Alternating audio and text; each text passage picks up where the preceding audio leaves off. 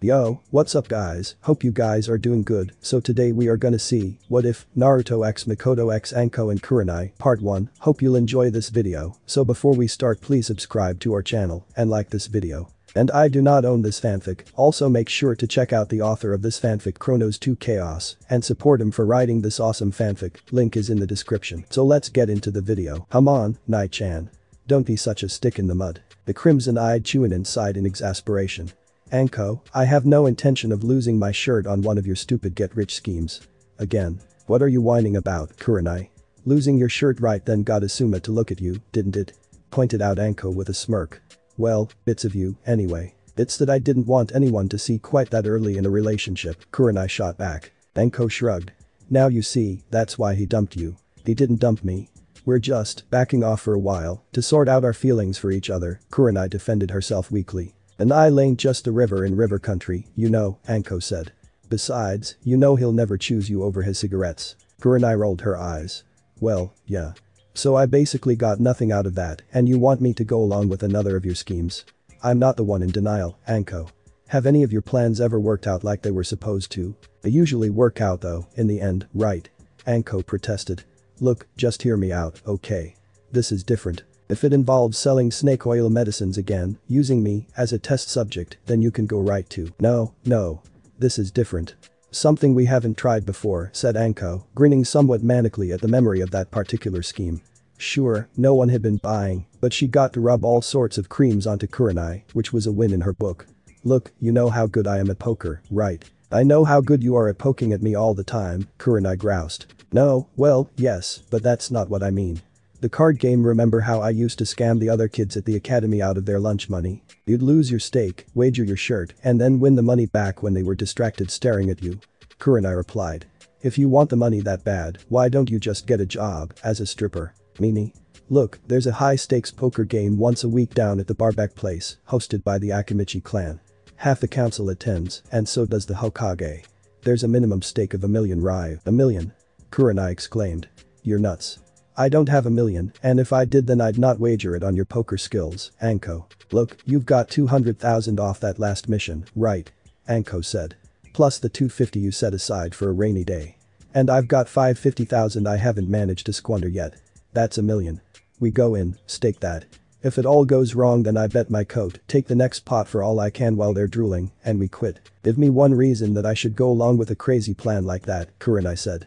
Preferably a reason that won't leave us in the bad books of the wives of all the clan heads once they find out. Anko raised one eyebrow and then moved closer to whisper into Kurenai's ear. They froze. After a moment, a trail of blood began to leak from one nostril. Anko said smugly. Let's go get our stake out of the bank, Kurenai. She declaimed and set off, towing the still glaze-eyed Kurenai behind her. Several hours later, Uzumaki Naruto was on the run. Not that this was anything new. Despite only being 6 years old, Naruto had managed to take up a position right at the top of Nara Shikaku's troublesome people list for his pranking efforts. Less than 2 years after learning to walk, Naruto had learned to run away from the agents of the military police, with some degree of success, perhaps motivated by the fact that they wound up hunting him down every week or so in response to one outrageous prank or another. In this particular case, the military police were hunting him down in civilian garb because their uniforms were no DFR unavailable unavailable as a result of today's prank. They could have worn them, admittedly, but the uniforms were still damp and had a distinctive aroma. They could only guess how much water the brat had had to drink in order to produce that much urine. Unfortunately for Naruto, the crowds along Konoha's shopping district were beginning to die away at this late hour, and 3 of the military police had managed to spot him. There he is. What there? Get him. I swear I'm gonna kill the brat this time. Get back here. The 3 shinobi yelled as they barreled down the street, foregoing stealth in favor of righteous indignation. It was going to take them hours to get their uniforms clean and years to live down the rumors about the event. For some reason, lesser clans, like the Hyuga, seemed to take a petty pleasure in every opportunity they got to insert verbal daggers into the back of the mighty Uchiha clan. Ah shit. Naruto concluded and ran away as fast as he could. Unfortunately, being less than 3 feet tall at the moment, his legs weren't really up to all that much speed. With only a few yards to spare, Naruto rounded a corner and spotted an open doorway with an odd man with 2 women going through it. A fraction of a second after his pursuers rounded the corner, Naruto darted between the 2 women just as they walked in. Where do you think you're going? Asked Anbu at the door when the 3 Uchiha police officers tried to follow. Look, we're chazzing the nope private council meeting, the Anbu cut them off, not even looking up. We're with the military police. Protested the second Uchiha.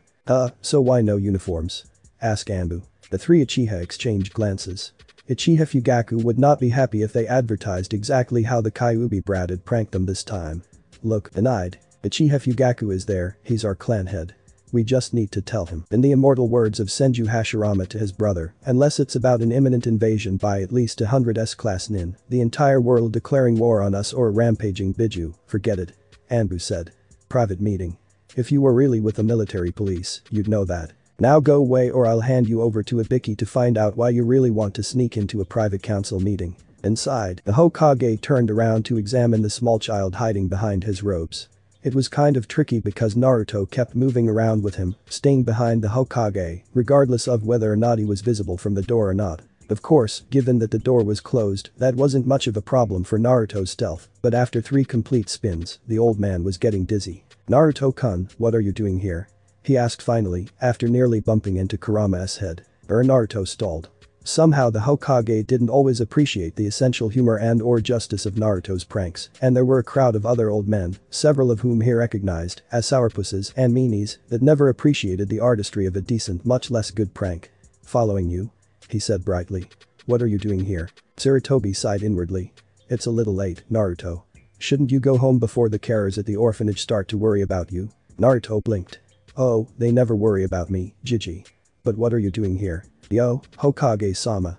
Called Anko from the table. Are you gonna talk to your mascot all day or can we start the game? It's a game. Naruto shouted in amazement. Jiji, I never knew you could play games too. You always said you were too busy. Before anyone thought to stop him, he darted over to the table and stood on a chair to look at the table. It was a large dining table usually used for the restaurant customers who came in large parties, but bought by Akimichi Chow's grandfather, specifically for the weekly poker games that had been running here for almost as long as Konoha had been a going concern. Legend had it that the Shadame Hokage had lost the post of Hokage to Uchiha Madara at the table, only to win it back the same night, then appoint his brother as his successor the next morning, while still half drunk instead of Madara. Many whispered that this was why Madara left the village. Naruto stared at the long wooden surface, now covered with green cloth, and at the stacks of cards and poker chips heaped up in front of Chowza. Wow. What sort of game is it? It's a game for grown-ups, Naruto-kun, the Hokage said, coming up behind him. And there are some very strict rules on who can play. Oh, Naruto whined. But it looks like lots of fun, Jiji. What do I have to do to play here? It's the money, brat, Anko told him. You have to stump up at least $1 million if you're gonna play this game. She pointed at the strongbox that Chowza was placing money inside of, exchanging it for stacks of poker chips to each player as they paid in. $1 million. Naruto shouted. Then he paused, tilting his head to the side, and looked up at the Hokage. Is that a lot? Sarutobi smiled benignly at the boy. He really couldn't imagine how anyone could see Naruto as anything but an innocent child when he was like this. It really is, Naruto. Maybe one day, when you're older. Naruto pouted and rummaged around in his pockets, coming out with a slightly battered child's purse, obviously designed to look like a frog. In this case, a bulging rotten frog. Naruto cautiously opened up the purse and spilled out roll after roll of onto the table. I got lots of money in Gama-chan. He said, hugging the empty purse proudly. Is that enough? Kurenai almost choked, unlike many others like Choza and Unkai, as she saw how much money the kid was carrying. Sure, it wasn't $1 million, but how could a 6-year-old have that much cash on hand? The Hokage reached down and ran his hand across the money, quickly counting it. It must be every single one he'd given Naruto over the years for an allowance. Hadn't the boy spent anything? Maybe he should look over the boy's conditions the next day. Chowza chuckled suddenly. What the hell, fellows, he said, nodding to Shikaku and Inoichi. Why not let him play? You mean it? Naruto exclaimed, eyes sparkling. Really? Sure, Chowza grinned, toothily. It's your money, so I guess you can do what you want with it. Just come over here with it and I'll count you out some chips to play with. He saw Hyuga Hiashi nod slightly in understanding and Uchiha Fugaku smile thinly as he caught on. He also saw the Hokage's eyes narrow and made a point of counting out Naruto's chips with more care than usual, giving the demon brat exact value for his money and the Hokage no reason to complain. Naruto sat down to the left of the Hokage, which placed him next to Anko, as well, Kurenai sitting a little away from the table to show that she was not playing herself, and the old man began to quickly explain the rules of the game to the little boy. Later on, the first few hands moved slowly. By mutual consent the pots were small, while they waited for the last few arrivals, which let Naruto get a feel for the rules without losing more than a few chips. The only real surprise was the arrival of Danzo, who wasn't exactly a regular at the game, but he fit in as seamlessly as ever after a couple of skeptical looks at Naruto and Chauza. The pots began to rise towards their usual level, 10,000 chips moving across the table. The play was fierce today, and the Hokage had to look to his own cards, with only occasional attention to Naruto. No one had had any spectacular hands yet, nothing better than a pair of 3 winning any hands. There was a moment's excitement when Hiashi and Naruto spent almost a minute staring at each other, gauging their confidence in their hands. Hiashi folded on his pair of 3s, which was a pity because Naruto was completely wrong about a 5, 7, 8, 10, and knave being worth anything when they were mixed hearts and spades. Hiashi made a mental note not to rely on the Gaki's confidence in his cards when he didn't actually know what the cards were worth, and Naruto raked in the biggest pot so far. It didn't look as if he was doing all that well though, even with that pot he only had about as many chips as he'd started with. Sarutobi gave him a worried look. "Naruto, are you sure that you want to keep playing? After all, you've just had a big win." "No way," Naruto yelled. "I'm gonna win way bigger than that," he declared, seeing smiles on the faces of the other players and misreading their meanings. In fact, the soft laughter only spurred him on. Unknown to anyone, Naruto had been a bit careless with his chips. It wasn't really his fault, he was the smallest person at the table by 2 clear feet and had much less reach despite being sat on several cushions. As a result, he'd managed to brush several chips off the table and onto his lap or the floor. If he had stacked those with the rest of his winnings, it would be clear that he'd won rather significantly more than he'd lost, enough to be close to the usual minimum stake. Anko, on the other hand, wasn't doing so well. The pile in front of her was barely half the size that it had been at the start of the game, and Kurenai was beginning to get twitchy. It's plan B for the win and get out of here, she decided as she lost another hand. She looked at her hand for the next game and resisted the urge to grin. 4 diamonds looked back at her, starting at the 7 and working down to the 4. An 8, 3 or any diamond would make this the best hand that anyone had played tonight. She was definitely going to push the pot. Chauza opened high, he'd been pushing the pots upward since Danzo arrived, and there were 2 raises before the betting reached Anko. She raised again, putting around a third of the money remaining in front of the 2 kunoichi into the pot. Most of the tables were still in, and Chauza dealt out cards on request, as player after player discarded 1 or more. Anko dropped her 5th card and had to restrain herself from laughing out loud as the queen of diamonds fit into her hand. A flush. She got a flush. Players started to fold, narrowing the field down, but Danzo looked at his cards, having drawn 2, and raised. Inoichi called, as did one of the Konoha weaponsmiths, the Kurama head folded, as did the Hokage, while Naruto squinted at his cards before raising again. Kurenai grit her teeth as Anko pushed the rest of their chips forwards to match the bet. This had better be good or she would make Anko wish she had gone on a suicide mission. "It's so warm in here," Anko said, and stood to remove her coat, hanging it over her chair before sitting again, her upper body covered only in mesh. The temperature certainly seemed to be rising for the men in the room, as several faces went noticeably red. "Nah, Naruto said cheerfully to her. "Isn't this fun?" He hadn't drawn anything at all this round. "Oh yes," Kurenai said tightly. "Fun." At the end of the round there were only 6 players left. Chauza drew 3, and from his frown, it was clear that he'd be folding. Only Danzo drew anything out of the other players, and he raised again, smirking at Anko. Inoichi folded, followed by the weaponsmith. Naruto grinned at Kurenai and called, putting the last of his own chips into the pot. All eyes went to Anko and the empty space in front of her. Kurenai bit her lip. "Alright," Anko said breezily. "I'll throw in me and Kurenai-chan as personal servants to the winner." "Beep," Kurenai squeaked, going white. Danzo looked at them with what was clearly a leer. "That's acceptable," he decided. "Uzumaki." The Hokage coughed. "I really don't. It's up to those still playing to agree on what's acceptable," Danzo said approvingly, and the Hokage sighed, looking at Naruto. The boy eyed the 2 women puzzledly. I dunno," he said. "Servants would mean you'd work for me, right?" Between their missions, the Hokage insisted. "Correct, Danzo." "Oh, certainly," the old Anbu agreed. Kurenai's fingers closed on Anko's shoulders. Yes, Anko was going to win, or she was going to wish she was on an S-class suicide mission to walk straight up to the Tsuchikage and make crude jokes and passes at him before very blatantly try to assassinate him with her standard-issue Konoha headband. "Okay then," Naruto said. "So we're done betting then?" "I believe so," Danzo said. "I believe that it is you who should begin, Mitarashi. Surely the addition of the 2 of you must count as a raise." Anko laid out the cards one at a time. "Flush of diamonds," she said confidently. "Queen high." Danzo gave her a long smile that was definitely a leer and started laying down spade after spade. His fifth card was the king. Flush of spades, he said. King high. Kurenai's hands began to move towards Anko's neck in a strangling motion. Now, Yuhi-chan, Danzo smirked. No damaging the merchandise. That was it. Kurenai's already frayed temper finally snapped.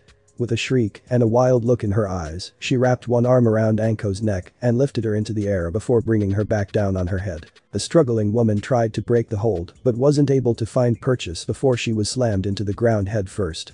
Fortunately, the training with her treacherous sensei had taught her the snake style, a taijutsu style that focused on condensed muscles and awkward movements, so she came out of the impact a little worse for wear. The second the hold loosened, she threw herself away from her crazed friend who sought retribution. Turning back to Kurenai turned out to be the wrong idea when she had little more than a second before she was tackled by what resembled a pissed-off Pantera. Ignoring the byplay behind him, Naruto turned to the Hokage. Jiji, how does a pair of threes count against that? It doesn't beat it, Sarutobi said sadly, trying to ignore the, for lack of a better term, catfight behind him as he watched too young Kunoichi and his successor's legacy getting cleaned out.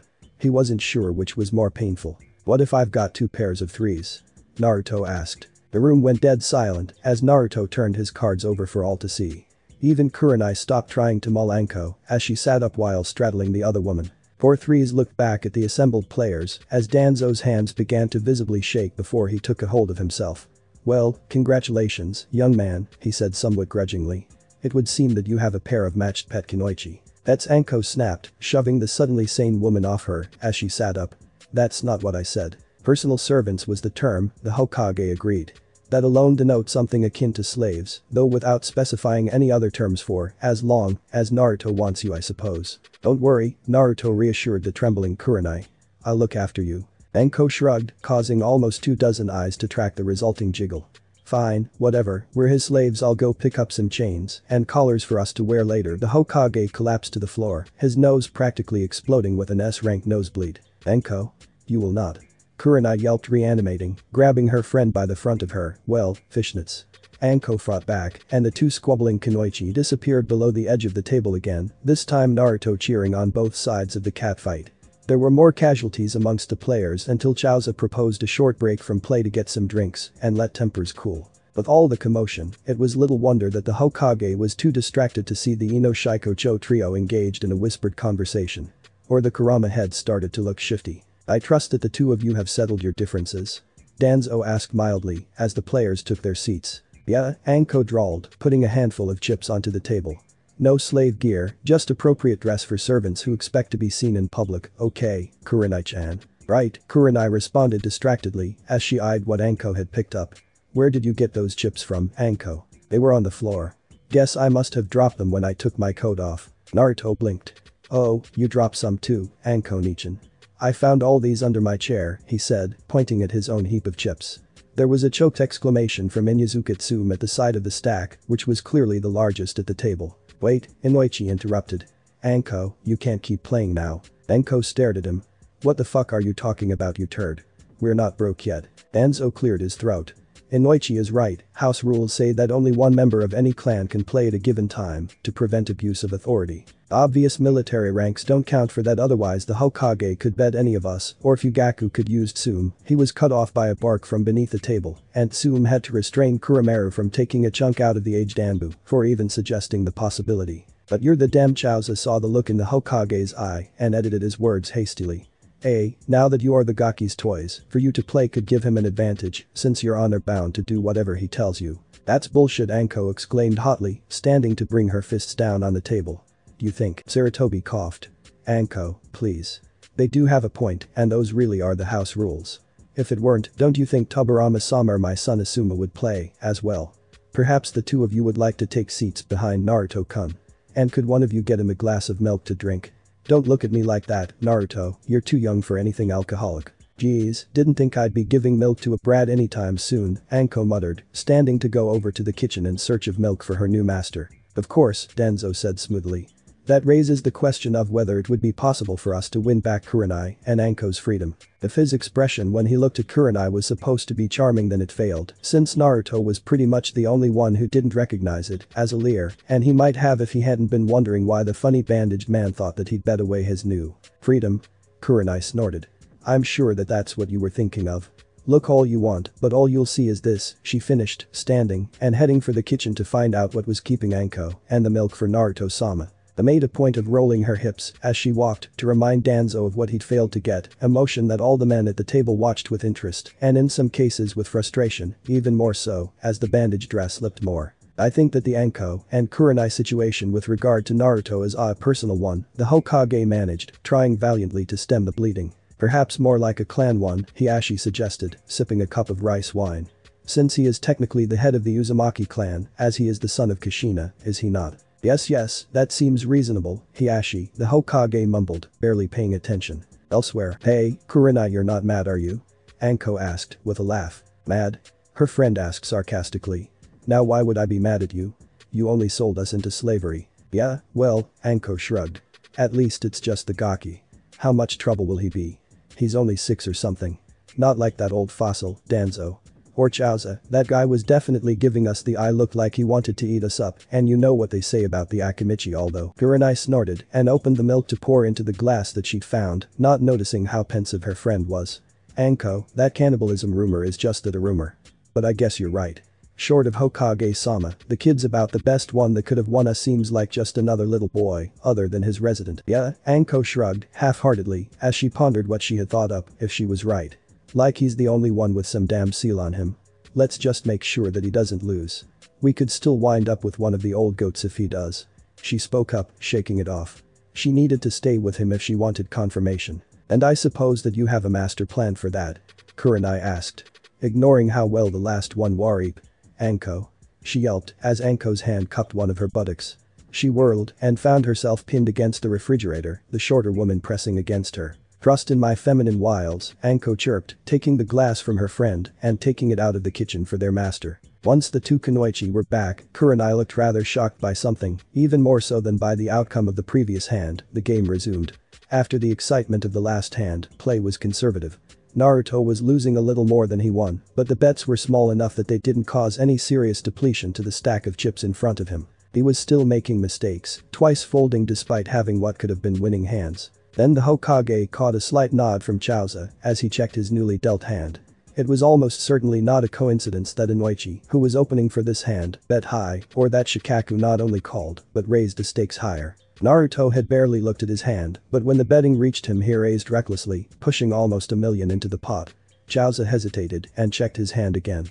He'd not been winning himself tonight, but the Akimichi steeled himself and pushed half his remaining chips out to continue. Cards were discarded and dealt around to the players. A chill went through the Hokage and the slave girls as Naruto casually threw away 4 of his cards. Chauza almost choked himself laughing as he dealt the replacements the boy had raised despite having nothing of worth in his hand. And stood pat on the 3 knaves and a pair of kings that he had been dealt. Inoichi and Shikaku raised again, more conservatively this time. Kuroda Higurashi, the premier weaponsmith of Konoha, hesitated and then placed the deed for his shop on the table as security for money he didn't have at hand. The Hokage folded and everyone looked at Naruto, who stood up in his chair and leaned forward precariously with only Kurenai's quick grab at the back of his t-shirt, preventing the boy from falling face first onto the table as he pushed forwards everything he had in front of him. Carefully, the Hokage said warningly. That's a big bet for Naruto. It was Chauza's turn to pale. He couldn't match that in cash. He had the winning hand, the odds against anyone beating a full house were long, it was the best hand all night, except for Naruto's set of 4, but if he couldn't cover the bet, then he'd have to fold. Thinking quickly, he reached into his wallet and pulled out the deeds to some food stalls that the Akimichi rented out in the market, all in prime locations. He'd been reviewing them earlier and simply dropped them into his wallet rather than taking them home before the game. These should make up the difference, he offered, pushing forward the deeds and all his chips. The Hokage got up and checked the deeds before looking at each of the remaining players to check for approval. All of them nodded, Naruto clearly imitating Kuroda's sharp decisive nod. Full house, Chauza said with relief, turning his cards over. Inoichi and Shikaku discarded their hands calmly, knowing that their teammate would recompense them for pushing up the size of the pot without the cards to support their doing so. Full house, the Akimichi clan head repeated, looking at the 2 remaining players. Naruto grinned. This beats that, he said proudly, right. He laid down 2 queens and a joker, then a pair of 3s. There was a chuckle from Kuroda, a deep belly laugh that did not seem to be at Naruto's expense. Well played, youngsters. It's a winning hand all right, but so is this. And he laid down a pair of 3s, a pair of queens, and a joker. Exactly equal hands, Fugaku whispered. I've never seen it happen. Never. The brat loses, Chaoza snapped. Look at the sweets. If the cards are the same value, then the sweets decide. Don't split hairs, Kuroda snorted as he sipped his sake. Call it even, he said to Naruto and reached out to divide the pot, leaving himself with a deed to his own shop and half the chips, pushing Chaoza's deeds and the rest of the chips over to Naruto. The Hokage smiled. Naruto had won more than money and property this round. He'd won someone's recognition as a fellow human being. But the game could go on for a long time and the stakes kept getting higher and higher. What are these? Naruto asked as he looked at the rolled up deeds. Title to properties, Kurenai explained. Whoever owns these papers owns the building or land that they describe. So that means that, as long as you have them, you own. She frowned as she leafed through the documents. 17 spaces in Konoha Market.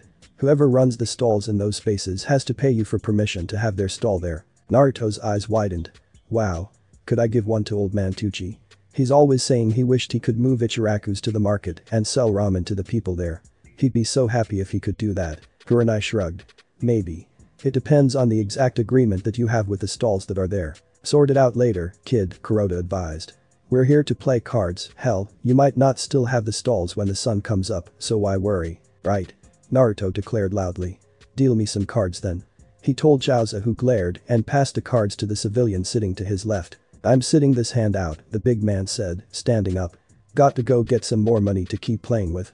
Shikaku and Inoichi both stood, indicating that they were in the same position, and left the table with their teammate. The cards were dealt and Naruto held up his hand for examination, incidentally letting Kurenai and Anko get a look at them. As trained by Kunoichi, the pair were too wily to let dismay cross their faces when they saw that Naruto didn't have anything at all to play with. Sarutobi coughed as the betting reached him. I don't think I want to run out of beer money, he said, eyeing his own modest heap of chips. So how much would you say that permission for a child to enter the academy a year or so early is worth? Fugaku eyed him warily. I thought you didn't want any more prodigies appearing like Itachi did. He asked sarcastically. So he can go as screwy as Mido or that Haddock boy. Sum snorted. The Yondaime didn't approve of children as young as 3 or 4 being entered, Sarutobi said firmly. Having seen the effect on one of his own students. However, I'll stretch the point by a year if anyone wins this slip off me, he said, jotting down a promise to that effect on a slip of paper. Write another and put the 2 of them in the pot for your call, Kuroda suggested. I think there are quite a few kids out there who could benefit from starting a little early. Throw in a scroll on Fuinjutsu, Anko piped in. After gathering a variety of looks, she continued, what? It's a profitable art, and to my knowledge Hokage-sama is the only seal master currently in the village. The scroll would definitely cover it. Not a bad idea, though, not all of us give out kunai as toys, grunted Sum, but she made no further protest as the 2 slips and a voucher were pushed forwards and into the pot. Naruto absently put his own chips in without raising and discarded 2 cards at random. He didn't get anything better though and folded rather than keep betting. Sum ended up winning and looked at the papers irritably. What the hell am I going to do with these? She muttered as she absent-mindedly drew the voucher into her stack. You could give them to me. Naruto chirped. Hell no, kid, Sum snorted. You want them, you gotta win them. Anko gave the boy a worried look as Inoichi and Shikaku came back to the table. If his luck was running out, then she'd be back in hot water, not that she'd never been there before or even out of it for that matter, and taking Kurenai with her, a far greater concern. Somehow she didn't have much faith that he'd quit wagering just because he wasn't doing so well. We've put some property up against an advance from the bank, Inoichi announced, stacking chips in front of himself. We'll buy them back with the chips before we cash up whatever's left, alright. Chaoza's put our names and the value in chips down. No problem, Kuroda grunted. I'll go bank this then, he added, holding up his shop's deeds. I think I'd better get out of the game, the Hokage admitted. The luck's just against me tonight. I'll mind the bank for Chaoza so he can concentrate on his game. As the Hokage walked past him, Kurenai moved aside to give him space, brushing up against Anko, who moved in closer and began to whisper a plan to keep Naruto from running through all his chips if he went onto a losing streak. Then she saw the fascinated gaze of some of the male players and instead simply whispered. Play along with this, before beginning to nuzzle Kurenai's ear. Anko? Kurenai tried to protest, her yelp turning into a soft moan. Are you okay? Naruto asked, half turning. We're fine, Kurenai managed, snaking one arm around Anko's hips to hold her close. You enjoy the game. Right, Naruto agreed, plumping himself down on the cushions. I'm gonna win everything. Normally, that statement would have elicited derision from the other players, but most of the men were too busy adjusting their pants to comment. Needless to say, they were having difficulty focusing on the game, and the next hand, in which Tsume bet one of the slips, went to the Hokage's old teammate Kaheru, who looked at it, shook her head, and dropped it into her winnings so far. "I'm gonna win the next one," Naruto declared confidently, and beckoned for Chiaotzu to deal. The deal was sloppy, perhaps because Anko was nuzzling at the corner of Kurenai's jaw, and Tsume laughed out loud when Danzo dropped his cards face up and clutched at his nose, which was bleeding profusely. The leader of Root stalked out of the room, not even bothering to pick up the handful of chips remaining to him. Tsume bet the last permission slip and watched as Naruto managed to win the hand with a pair of tens. "I really don't advise you to use that," she said as he clutched the slip of paper gleefully. "Ninja who start early tend to go a bit crazy. I'd never let my kids start the academy before they were 8. "I'm a bit crazy already," Naruto pointed out. "One of the Anbu-sans told me that last time they found me putting glue on the doorsteps of the police building. That was you," Fugaku demanded, tearing his eyes away from Anko and Kurenai. "What was that in aid of?" Naruto picked at his nose contemplatively.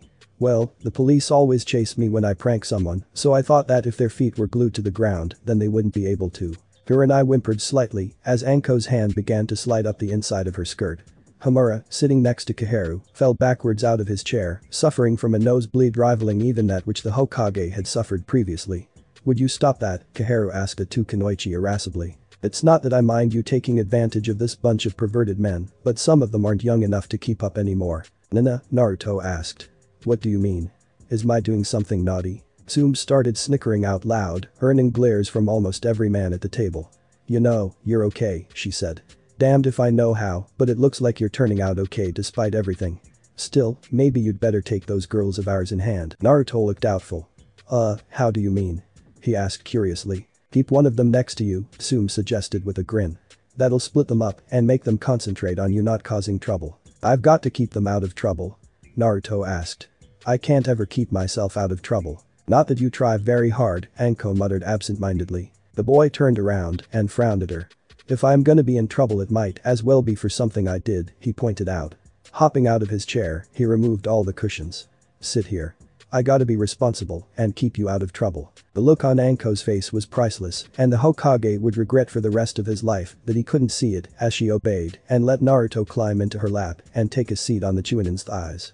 Judging by the way Tsume fell out of her chair laughing, it must have been priceless. The look on Kuramaru's face when he jumped up, put his front paws on the table, and looked over at Naruto was almost as amusing. The Inyazuka dogs were certainly intelligent, but they just didn't think much like humans did. In this case, the large hound certainly found something amusing in the sight of Naruto being tended by two women twice his size and more than thrice his age. Then Naruto bounced the back of his head off Anko's chest and deemed her to be much more comfortable than the headrest on the chair was. Since the previous flirting had left Anko very, sensitive, the expression on her face at the impact was anything like as smug as she usually was. The next few hands were rather quiet, but no one dropped out. There was an electricity to the game, and it was clear that sooner or later the stakes would be rising. Several players went over to Chiaotzu and gave him IOUs for more chips, only Aburame Shibi resisting the temptation when he went bust. The hand after Shibi left went down to Kaheru and Fugaku, with the former proving to have placed too much faith in two pairs when Fugaku played 3 queens, taking most of her remaining chips and the permission slip. It looked like Uchiha Sasuke would be starting the academy a year earlier than anticipated as Fugaku rolled up the slip and put it away. One of the civilians looked at his cards in the next hand and started raising the stakes. It was such an awful bluff that the shinobi were almost embarrassed to take advantage of it. Kuroda and Naruto were the only ones to fold straight away and therefore the only ones not to get burned when the merchant demonstrated that he'd been dealt a straight flush and hadn't been bluffing at all. "You were lucky once, Yasuki," muttered Chiaotzu. "But will you be lucky again?" He dealt the cards out and motioned for the merchant to start the betting this time. He opened high and player after player decided not to risk another big loss betting against him. The Ashi raised the stakes however, rather more than anyone had expected, given how conservatively the Hyuga clan leader had been playing all night. "The Ashi, are you feeling alright?" Fugaku asked snarkily. "That's more than you've bet in every hand so far tonight." "I've got a good feeling about this hand," Hiashi said, staring at Yasuki rather blearily. Inoichi frowned and leant over to count up the empty bottles on the floor next to Hiashi. There were at least 3, and the rice wine Hiashi favored was rather potent. "I'm feeling good too," Naruto declared on his turn and raised the stakes even higher, causing Kurenai to gulp. "Yeah?" Anko yelled. "Show him how it's done, Naruto-sama. You're gonna be rich rich rich." By the time that player reached Yasuki again, the merchant was looking nervous. Only Hiashi and Naruto were still in the game, both looking determined, and Naruto having already been awfully lucky so far tonight. He shook his head and threw his cards face up to display a pair of knives. "Too rich for me," he said. Hiashi turned his stare on Naruto. "Let's be men about this, Uzumaki," he said, perhaps a little unsteadily. "How much do I have to bet to have you put up everything you have on the table?" Hiashi, the Hokage, said warningly. "You don't have as many chips left as Naruto, so he's got no reason to do that." "Fine then," Hiashi said. He pushed forward every chip he had. "I'll bet you all this," and he said, waving a finger towards Naruto. "And 2 Hyuga maidens to balance out those 2 commoners you won earlier." There was a stunned silence, and then, before anyone could stop him, Naruto pushed all of his chips forwards, as well. "I'm not gonna bet away he said strongly, and Anko hugged him lightly in relief. "But if you want all this bet then I'm game." "Right then," Hiashi declared, and slapped down his cards. 2 kings. A moment later, he fell face forward on the table. "Hot damn." Inoichi said out loud. "He's put away at least 7 bottles. I wouldn't want to be him in the morning." "I wouldn't want to be him either," the Hokage said. "That isn't 2 kings. It isn't even 2 of a kind. He's got 1 king and the rest of his hand is nothing. He must have been seeing double. Naruto, if you have anything at all, then you've beaten him." Naruto shrugged and laid down his cards. 3 of spades, 5 of hearts, 7 of diamonds, 9 of clubs, and the ace of spades. There was a single, solitary whistle from the Shiranui clan head, who simply stood and walked away to cash in the chips remaining to him. He'd lost enough already, and he'd have a tale to tell his son Genma in the morning about the kid who'd bet a fortune with nothing at all in his hands. Yugaku reached over and picked up the half-empty bottle by Hiashi's place, pouring a measure of the wine and taking a sip. "Good stuff," he noted, refilling the cup again. "He'd better have his hangover wear off before he goes home. The Hyuga elders are pretty shrill at the best of times. They're going to be in a shrieking fury unless Hiashi can win back that promise of 2 Hyuga maidens." Somehow, that didn't sound all that sympathetic towards the only clan that rivaled the power of Yugaku's clan. Passing the bottle around, Kuroda told him, and the Uchiha passed the bottle to Inoichi, who filled his own cup from it before passing it on to the weaponsmith. 2 of the civilians picked Hiashi up by their shoulders and carried him away from the table. "If you can wake him, there's coffee in the kitchen," Chaozu said, not looking up. "And get some water down his throat. I'd not wish facing those whinging old women hungover on the D on anyone." Shikaku took the next couple of hands, despite Tsume and Inoichi having decent hands. Then Naruto won another hand, but Shikaku took the next 3 hands. "Looks like you're on a roll," Inoichi said, and cracked open another bottle of wine. However, the Nara folded quickly on the next hand, and the other players followed, leaving only Naruto and Tsume staring at each other over their cards, with Ankai hiding behind his own. "I'll raise you," Tsume began, and then paused, as Kurumeru bounded half up onto the table and started to tip at her. "You sure?" she asked the Ninkin, and heads turned around the table. What was going on? As Kurumeru spotted someone cheating or something. But another bark from the cut Tsume off. "Are you sure, Kurumeru?" More barking. "Do you have a feeling?" She looked up and gave Naruto a searching look. "Well, Kurumeru seems to think you'd give it a good home if you've got the cards to take this hand, so I'll raise your bet by the pick of the last litter from Kurumeru's mate." Several jaws dropped. In some ways it was easier to believe that Hiashi would bet away members of his clan than that the Inyazuka would part with one of their precious dogs. "Of course, if you don't look after the pup," Tsume added, "I'll cut you up and feed you to Kurumeru. Are we clear?" Naruto blinked. I guess so. "So, are we going to look at cards now?" He turned over his cards, displaying 3 threes and a joker, setting aside the single knave in his hands after getting a nod of acceptance from the Kurama. "That's 4 of a kind, isn't it?" "Damn right," Anko agreed. "Whatcha got, Tsume, Kurama?" They groaned and threw her cards down. "Full house," she said, as Ankai simply laid down 3 of a kind. "Queens over 2s. Fuck this for a game of shinobi. I'm gonna quit for the night. Come by sometime, brat, and we can pick you out a puppy." Standing, she walked over to the kitchen, and a few minutes later, as Inoichi was busy losing another hand based on overconfidence in a pair of 5s, the sound of someone's head being dunked in a bucket of water could be heard. "Damn it, Inyazuka," shouted Hiashi from the kitchen, and chuckles went around the room. "I think Hyuga-sama has awoken," the Hokage observed mildly. There was a muffled groan and more splashing. "And Tsume just told him what he lost on the last hand." "How can you tell, Jiji?" Naruto asked curiously, raking in the handful of chips in the pot. "He just tried to drown himself in the bucket of water, Naruto-kun," the Hokage explained. Naruto shook his head. "You can't tell that from here," he said confidently. "I'm going to go see for myself." He hopped down from Anko's lap and grabbed Kurenai's hand. "Come on, Nichin." You play for me, he threw back over his shoulder at Anko, who had a somewhat manic look in her eyes as she looked at the mountain of chips that was at her disposal. A minute later, Naruto's voice could be heard in the kitchen. How can he breathe when his face is covered in water like that? He can't, Kurenai replied. There was a slight cheer from the table that had nothing to do with her words and everything to do with Anko losing another hand. Shouldn't we do something? He's a grown man, Tsume said. If he wants to kill himself, it's up to him. There was a loud clatter, a splash, and then the sound of Hiashi cursing as Naruto intervened to save the crazy man's life. Ha, now you don't just owe me 2 maidens. Naruto said loudly. You owe me your life as well. Pause. What's a maiden anyway? Naruto was looking a little sleepy, either from the hour or the explanation Kurenai gave him, Sarutobi noted, as he and Hiashi left the kitchen, and indeed he yawned widely as he reclaimed his place on Anko's lap. The Kunoichi looked nervous, but it apparently didn't occur to the boy to see how well, or in this case, how poorly, Anko had played on his behalf. Kurenai had no such inhibitions. Anko, what the hell happened? The red-eyed Genjutsu user hissed to her friend. Grimacing, Anko responded, taking a gamble to get Tsume to bet the voucher for the scroll. Took a bit. The red-eyed Chunin was about to press further, but was stopped by another yawn. Perhaps you should call it a night if you're tired, Naruto-kun, the old man suggested. You've done very well, after all. Come on, Chaoza said ebulliently.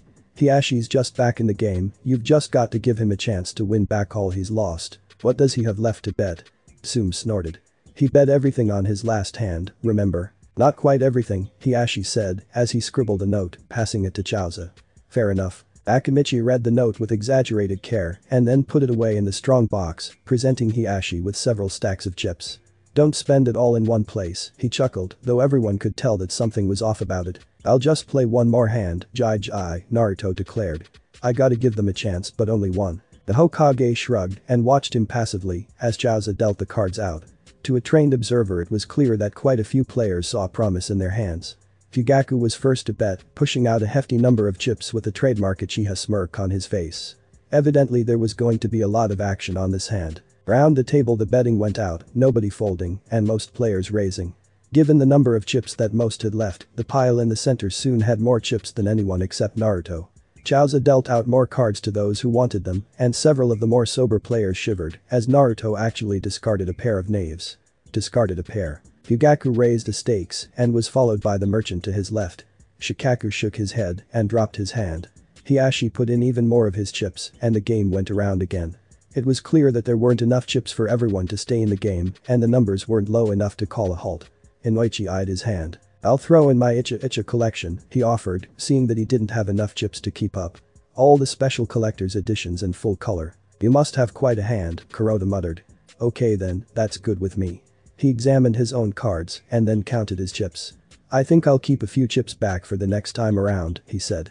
I'll throw in a full field kit of my best kunai, shuriken, and, is that good with you? There were nods around the table and he pushed forward as many chips as Inoichi had, along with a note confirming the promise of weapons. Naruto was grinning broadly as he pushed forwards enough chips to stay in, although he didn't raise, which caught the attention of the other players.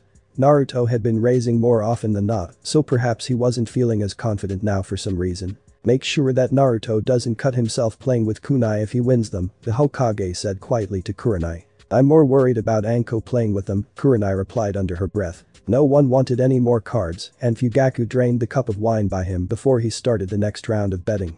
Since we're all being so creative with our bets, he said thickly. I'll wager my heir Sasuke and Itachi. I thought that Itachi was the oldest one, a merchant said. Isn't he the heir? Maybe Itachi's actually a girl, Kuroda said.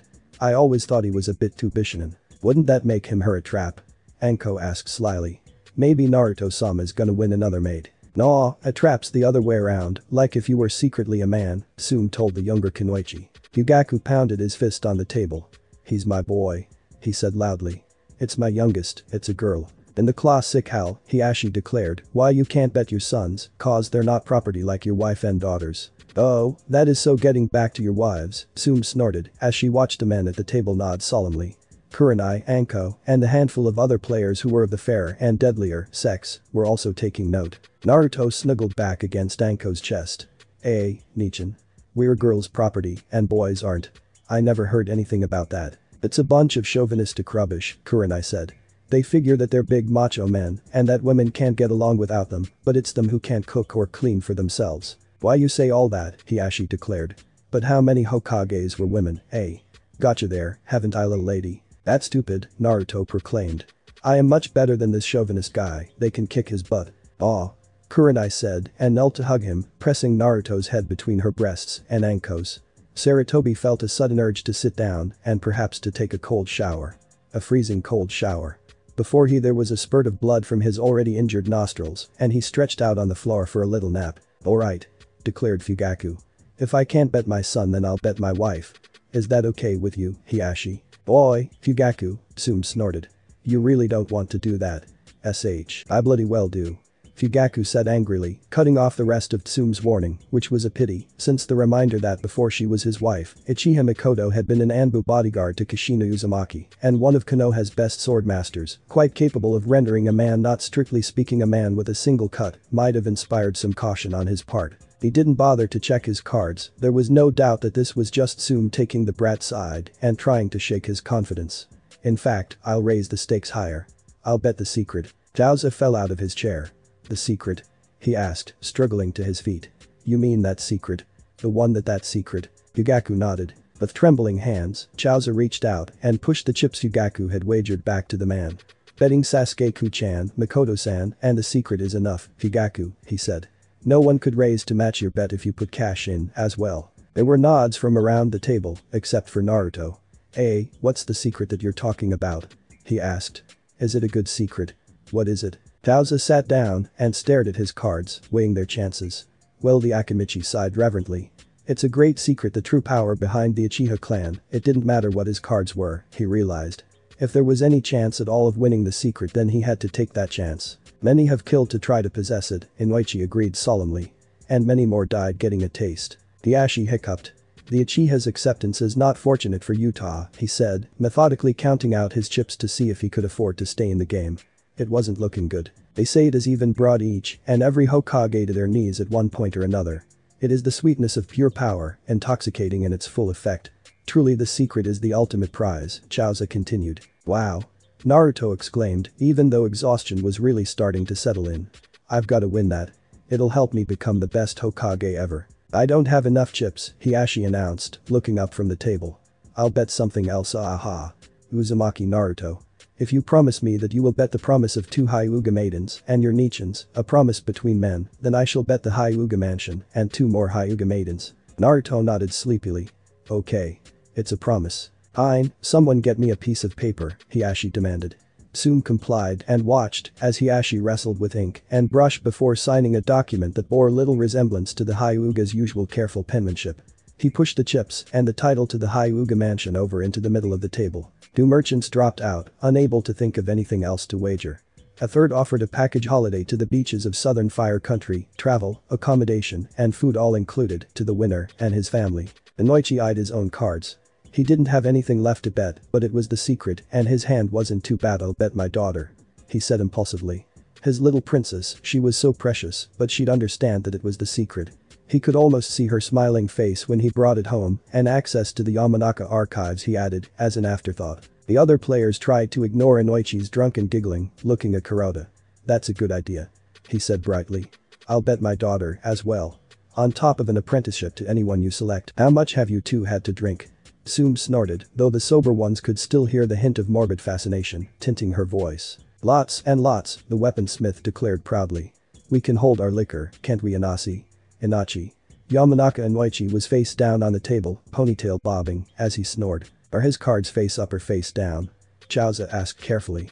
Face up would mean that Inoichi had dropped out of the game, and after his last bet, that would be inadvisable to say the least. Face down, Kuroda reported after examining the other man for a moment. That's alright then, Chaozu said.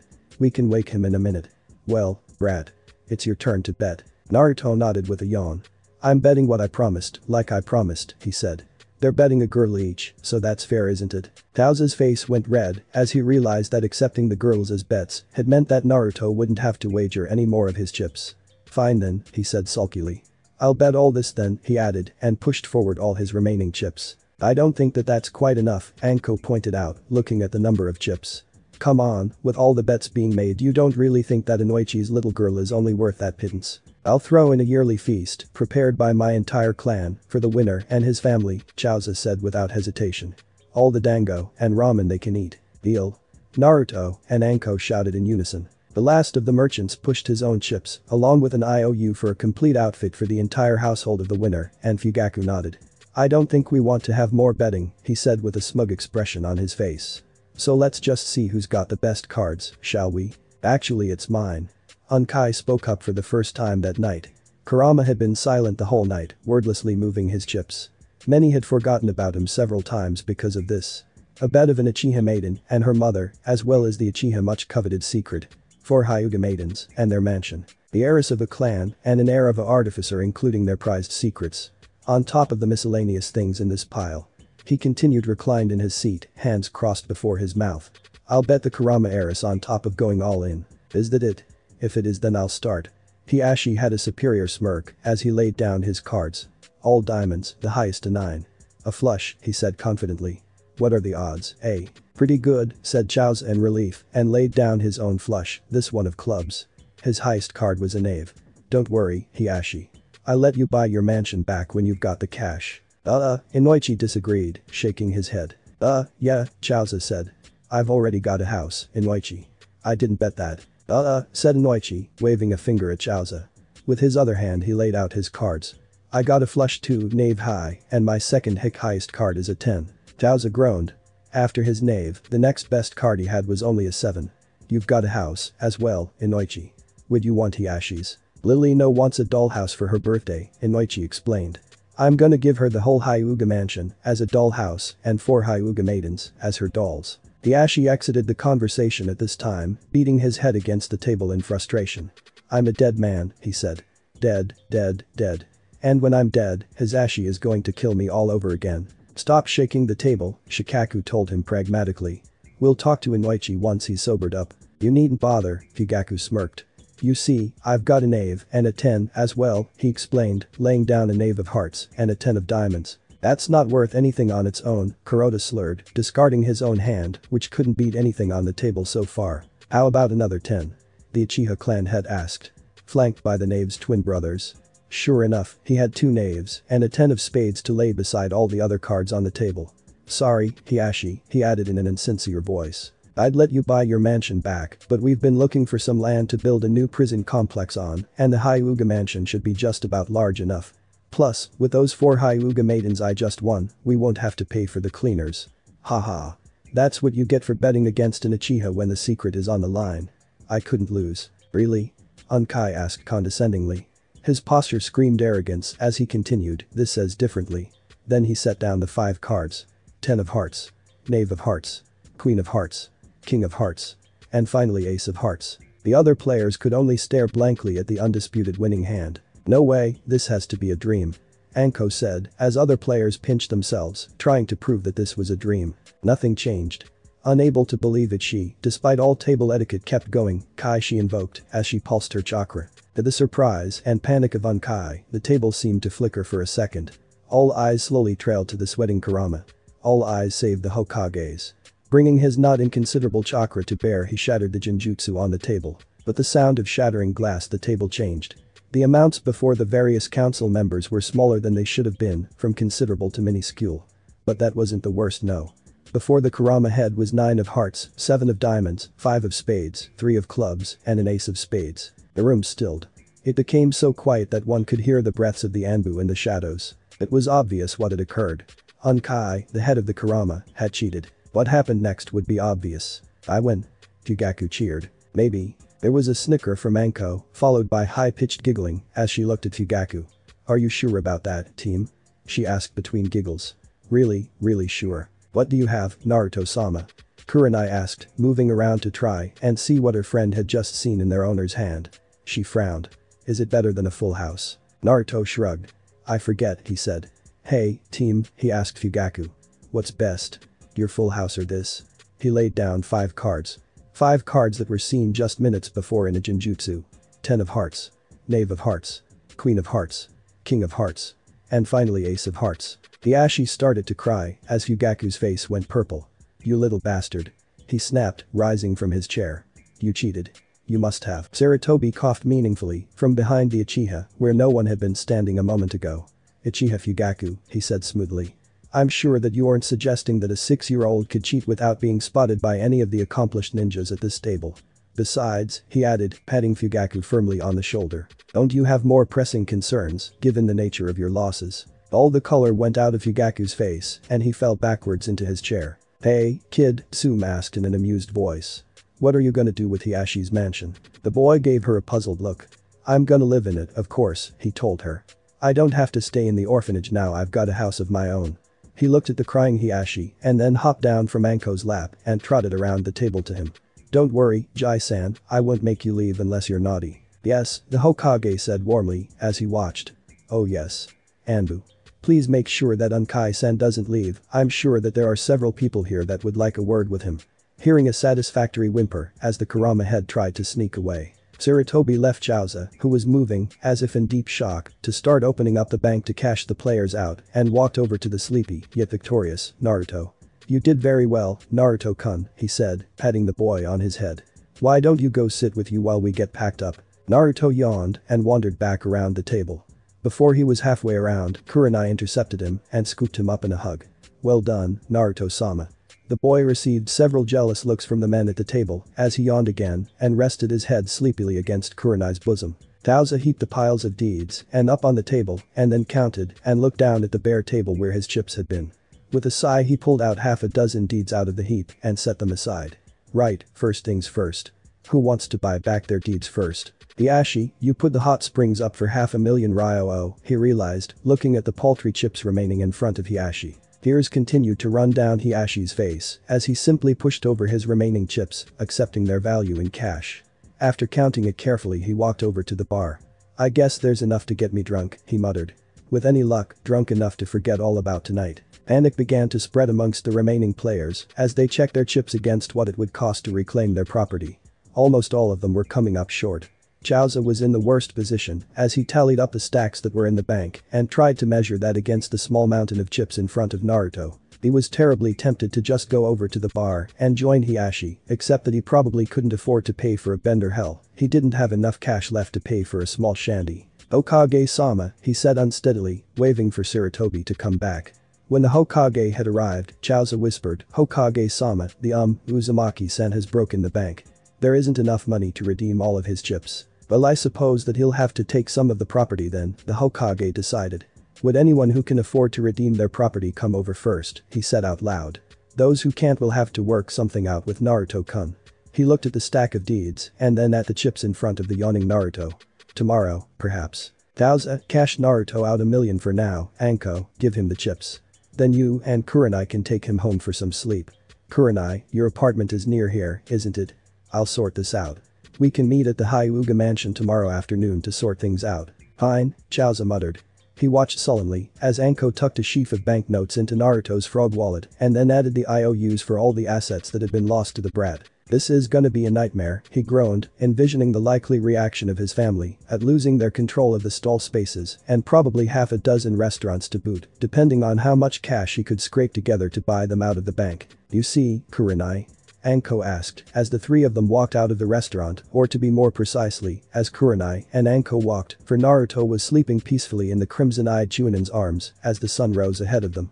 I told you that it would all work out in the end. And look. We're gonna be living in a mansion. Thanks for watching my video, leave a like if you enjoyed my video and also do consider subscribing to my channel for more awesome content. And make sure to check out the author of this fanfic, link is in the description, see you next time, till then sayonara.